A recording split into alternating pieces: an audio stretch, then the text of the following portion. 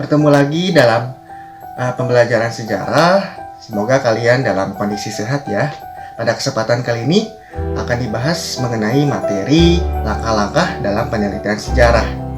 Adapun kompetensi dasar yang akan dipelajari yakni 3.7 memahami langkah-langkah dalam penelitian sejarah, yaitu pemilihan topik, heuristik, kritik verifikasi, interpretasi, dan historiografi. Dan juga indikatornya yang pertama menjelaskan mengenai pengertian dari penelitian sejarah dan juga tujuan dari penelitian sejarah. Yang kedua yaitu mendeskripsikan langkah-langkah dalam penelitian sejarah. Dalam membuat suatu penelitian harus dipertimbangkan mengenai langkah-langkah dalam membuat suatu penelitian tersebut supaya nantinya bisa menghasilkan penelitian yang memiliki manfaat yang sesuai yang diharapkan dan juga tujuan dari penelitian tersebut dapat dicapai. Nah, apa saja sih langkah-langkah dalam membuat suatu penelitian, terutama bagi penelitian sejarah? Nanti selengkapnya akan dibahas. Sebelum kita membahas mengenai langkah-langkah dalam penelitian sejarah, terlebih dahulu kita harus memahami apa pengertian dari penelitian sejarah. Penelitian sejarah secara umumnya yakni adalah suatu kegiatan penelitian yang menggambarkan berbagai hubungan yang benar-benar utuh antara manusia, peristiwa, waktu, dan tempat secara kronologis, ya, tanpa ada suatu pemotong objek dalam suatu observasi.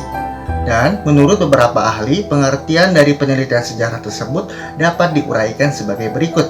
Yang pertama adalah adanya suatu proses pengkajian yang terjadi pada peristiwa-peristiwa pada masa lalu, ya.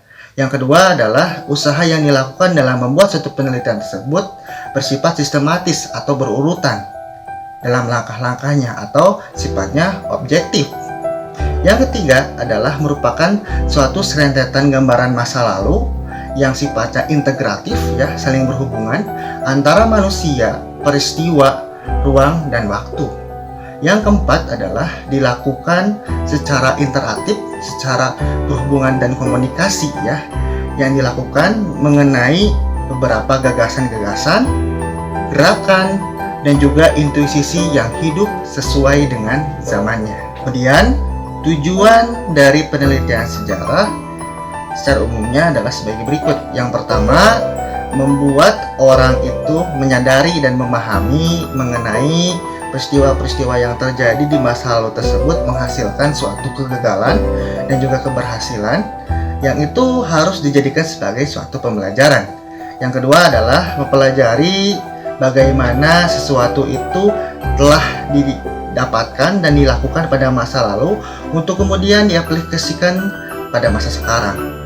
Yang ketiga adalah membantu untuk memprediksi sesuatu yang akan terjadi sesuai dengan peristiwa yang pernah terjadi dari suatu penelitian sejarah. Yang keempat adalah membantu untuk menguji suatu anggapan atau perkiraan, ya, yang berkenaan mengenai tentang suatu hubungan atau suatu kecenderungan. Yang kelima, ya, memahami praktik dan juga politik pendidikan sekarang secara lengkap dengan cara melakukan suatu penelitian yang pernah terjadi di masa lalu, supaya bisa memahami perkembangan mengenai praktik dan politik pendidikan. Langkah pertama dalam melakukan suatu penelitian sejarah adalah dengan menentukan topik atau judul penelitian, supaya nantinya tujuannya dalam mencari sumber penelitian itu bisa terarah dan juga bisa tepat sasaran. Adapun hal-hal yang harus diperhatikan dalam menentukan judul atau topik penelitian adalah sebagai berikut. Yang pertama adalah bernilai, yaitu artinya dalam memilih judul tersebut harus mengandung suatu peristiwa sejarah yang memiliki sifatnya itu unik, kekal, dan juga abadi.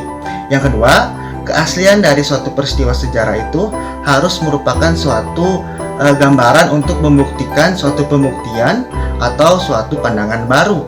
Yang ketiga adalah bersifat praktis dan juga efisien, yakni artinya dalam mencari sumber-sumber yang sesuai dengan judul penelitian itu harus dicari dan didapatkan sumbernya itu dengan mudah dan juga efisien dan juga terjangkau.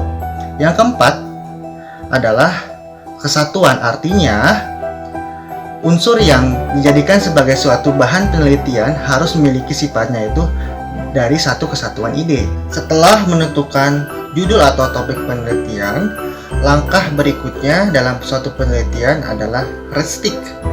Heuristik merupakan suatu pengumpulan data atau sumber-sumber yang terkait dengan masalah yang akan diteliti. Misalnya, kalau kita akan mencari sumber tertulis, maka akan mencarinya ke perpustakaan, kantor arsip, atau tempat-tempat lain yang terdapat sumber tertulis. Sedangkan apabila kita mencari sumber benda atau artefak, maka akan mencarinya ke museum ataupun ke tempat-tempat situs-situs sejarah ataupun tempat-tempat lain yang terdapat sumber benda.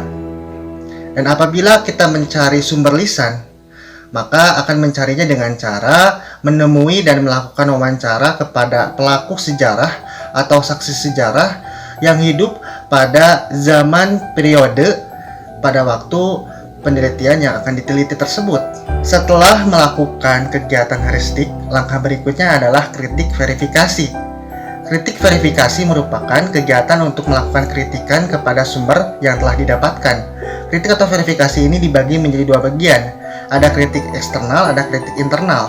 Kritik eksternal merupakan melakukan kritikan yang menyangkut keaslian dari sumber sejarah tersebut, terutama dalam bahan yang digunakan dalam pembuatan sumber sejarah tersebut, terutama dalam segi secara fisiknya, misalnya jenis kertasnya, tulisan tinta, bahan atau ukurannya. Ada beberapa pertanyaan yang sering terjadi dalam melakukan kritik eksternal, misalnya di mana sumber sejarah tersebut dibuat, kapan sumber sejarah tersebut dibuat. Sedangkan untuk kritik internal merupakan melakukan kritikan yang menyangkut keaslian dari sumber sejarah secara isi dari sumber sejarah tersebut. Misalnya dari segi latar belakang penulis sumber sejarah tersebut, ataupun isi ataupun dokumen maupun buku yang termasuk dalam penelitian tersebut. Nah, setelah melakukan kritik atau verifikasi, maka akan dapat menentukan fakta dari sumber-sumber sejarah tersebut. Setelah melakukan kegiatan kritik verifikasi, langkah berikutnya adalah interpretasi. Interpretasi merupakan melakukan kegiatan menafsirkan fakta sejarah dan merangkai fakta tersebut menjadi suatu hubungan yang berkaitan yang menjadi masuk akal. Interpretasi dibagi menjadi dua macam, ada analisis, ada sintesis. Analisis yaitu dengan cara merangkai suatu analisis dalam bentuk mencari suatu kemungkinan yang terdapat dalam suatu sumber sejarah tersebut. Misalnya, terdapat suatu penjelasan mengenai peta jalur yang dilewati oleh bangsa Portugis. Nah, sesuai dengan peta tersebut menjelaskan bahwasannya jalur yang dilewati oleh bangsa Portugis adalah daerah-daerah yang memiliki kekayaan akan rempah-rempah. Sedangkan untuk sintesis adalah dengan melakukan penyatuan sintesis dengan mengelompokkan data-data menjadi suatu konsep. Misalnya, data kekalahan Jepang atas sekutu, data perumusan teks proklamasi, data dari Rengas Dengklok, kemudian disatukan menjadi suatu data proses kemerdekaan Indonesia. Sumber sejarah yang sudah dikumpulkan, kemudian dikritik, diverifikasi, diinterpretasi, langkah terakhirnya adalah historiografi. Historiografi merupakan proses penyusunan fakta sejarah dan berbagai sumber sejarah yang sudah diseleksi kemudian dirubah menjadi suatu bentuk penulisan sejarah. Dalam tahap ini dilakukan dengan cara mengumpulkan beberapa fakta sejarah yang telah ada, kemudian dirubah, dituangkan dalam bentuk suatu tulisan atau suatu cerita. Historiografi terbagi menjadi tiga bagian. Yang pertama ada historiografi tradisional, yaitu penulisan sejarah yang dibuat seringnya itu oleh seorang pujangga atau para pesastrawan yang berkaitan tentang suatu kerajaan atau suatu kebangsawanan, misal contohnya seperti ini. Kemudian yang kedua adalah historiografi kolonial. Historiografi kolonial adalah penulisan sejarah yang berkaitan tentang masa-masa penjajahan atau masa-masa kolonial. Contohnya misalnya adalah seperti ini. Kemudian yang ketiga adalah historiografi modern, yaitu penulisan sejarah Indonesia yang sering dihubungkan dengan ilmu-ilmu yang lain.